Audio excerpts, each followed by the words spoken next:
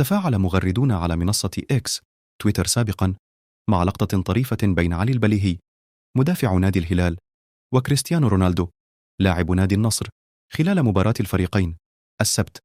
عند توقف المباراة في الدقيقة 11 أظهرت عدسة الكاميرا البليهي وهو يتحدث مع النجم البرتغالي، ثم ضحكا سويا قبل أن يعانق رونالدو نظيره علي. ويلتقي رفاق علي البليهي مع زملاء كريستيانو رونالدو في نهائي البطولة العربية للأندية كأس الملك سلمان المقامة على الأراضي السعودية. وانتهت المباراة بفوز النصر بهدفين مقابل هدف سجلهما كريستيانو رونالدو 75 و92.